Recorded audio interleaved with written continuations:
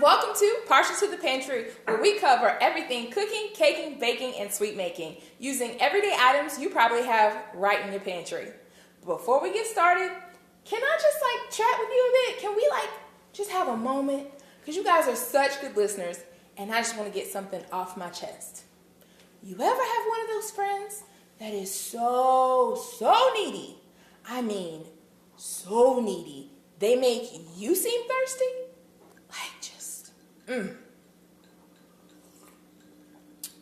Thirsty and needy.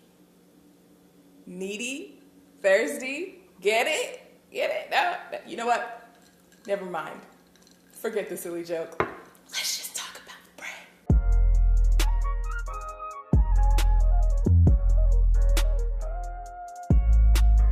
This video is all about my lemon rosemary wheat bread. It's a great item if you want to have a brunch or some friends over, something unique and different to do and unexpected and really super easy. If I can do it, you guys can do it. Interesting enough, I did the recipe a little different this time. Normally, I use bread flour, completely use bread flour, but didn't have any in the pantry, so this time I mixed it up a little bit and you'll see. Let's talk about what we need to put this recipe together. First, a cup and a half of distilled water, 3 teaspoons of active dry yeast, 5 cups of bread flour, 3 tablespoons of dry milk powder, a 1/4 cup of instant potato flakes, 1 tablespoon of granulated sugar, 1 tablespoon of sea salt, 3 tablespoons of butter softened to room temperature, a 1/2 cup of fresh rosemary, 1 large egg lightly beaten, 2 teaspoons of vanilla extract, and the zest of 2 lemons, which you can get using any grater you potentially have in your kitchen.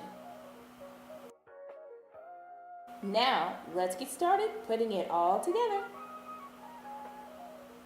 Starting with your active dry yeast, take that and add it to your distilled water. And like I said before, make sure it is distilled. You can use any brand and it's fairly inexpensive no matter what store you go to. We'll warm that water in the microwave at 30-second bursts just to make sure that we don't make our water too hot. Use your digital thermometer to make sure you don't pass between 100 and 110 degrees Fahrenheit. Before you do, let's add 1/2 teaspoon of granulated sugar. Stir that up and then add our dry yeast.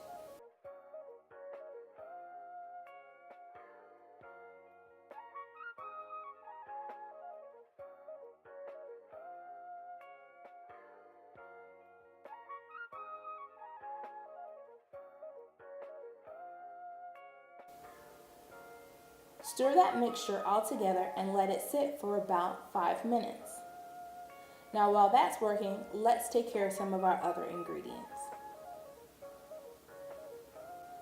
Let's prepare our dry ingredients and put those all together while our yeast is rising. We'll also zest our lemons. And in the interest of time, let's use the magic of YouTube to make that zest. Just like that.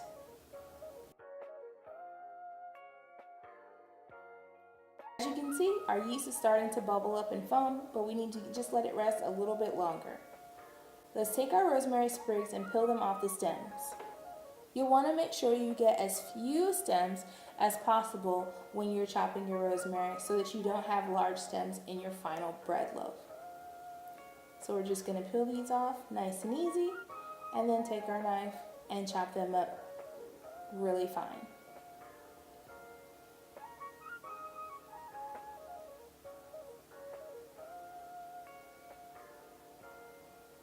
Knife safety is important, so watch those fingers.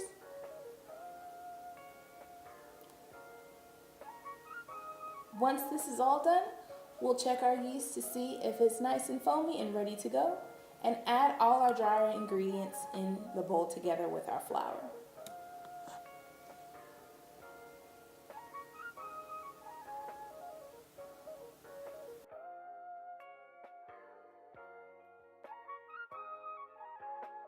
Now take your whisk and mix all your dry ingredients just to make sure they're well combined.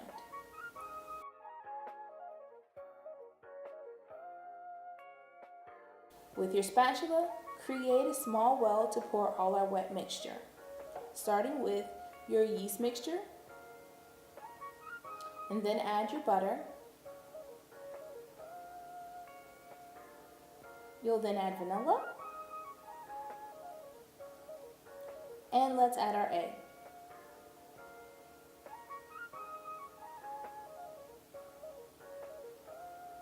Lastly, we'll do our lemon zest and our rosemary. I wish you could smell this. It's amazing and bright. I'm so excited, I can't wait to taste it. And sprinkling in the rosemary. Now let's give this a quick stir before putting it in our mixer, and using our dough hook, we'll give it a good beat.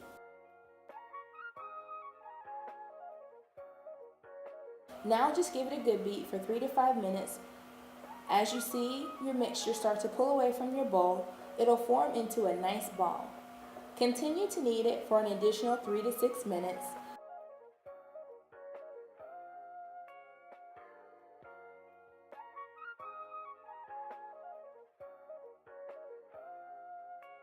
And once your ball has formed, take a nice deep bowl and spray that with any kind of cooking spray that you may have on hand, such as a canola oil spray, just to keep it from sticking and forming a skin. We'll then cover it with some saran wrap and give it a couple of hours to rise. Once your dough has doubled in size after about an hour and a half to 2 hours, sprinkle your bench lightly with flour and uncover your dough. As you can see, our dough has doubled in size and has a great rise. That tells me we're ready to roll. And let's get a little kneady. Pull your dough out onto your bench and flour your hands so it doesn't stick to your fingertips. Then let's give it a good knead. Taking it through just a few turns so that we form a nice loaf shape that we're going to cut in half. Because with this amount of dough, we can make 2 loaves.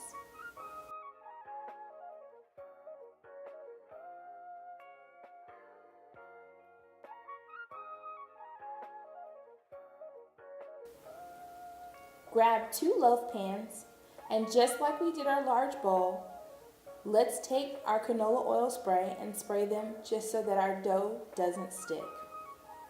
We're preparing our pan so that our dough can do its final rise.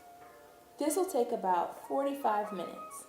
If you don't have a bench knife, you can use any kitchen knife you may have on hand. Split your dough in half and just give it a little help by shaping it so that it goes into your loaf pan nice and neat.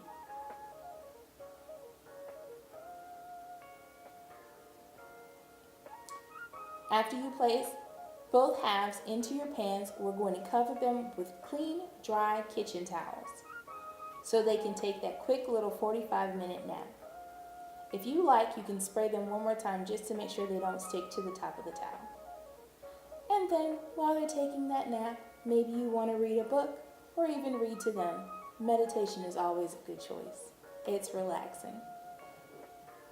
We'll place our loaves in our microwave, which is a nice warm place for the dough to take its second rise. And after that 45 minutes is up, take your loaves out and check them. Remove your towels carefully. And you can see they've doubled almost twice the size yet again. We'll place them in a preheated 350-degree oven and let them bake for about 40 minutes.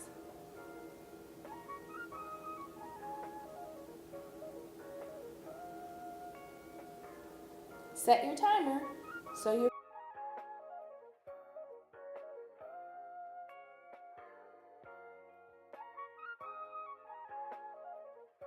and as you can see and possibly smell, our bread is baking up, bubbling nice and brown. After 40 minutes, take out your digital thermometer and remove the bread from the oven carefully and check the center for internal temperature. If it's over 190 degrees Fahrenheit, you've done it. Your bread is done baking. So you're good to go. Flip your bread out of the pan onto a cooling rack.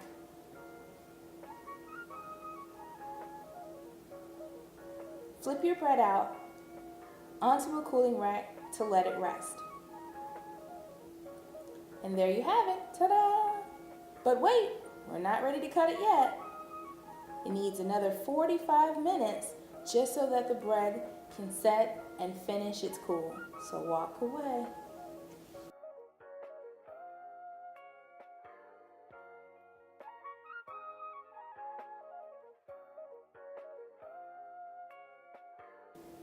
But when it's done, it's such a delicious snack for you and your friends to enjoy. Or keep it for yourself. Don't forget to give this video a thumbs up, like, comment, share, and subscribe. And we'll see you next time.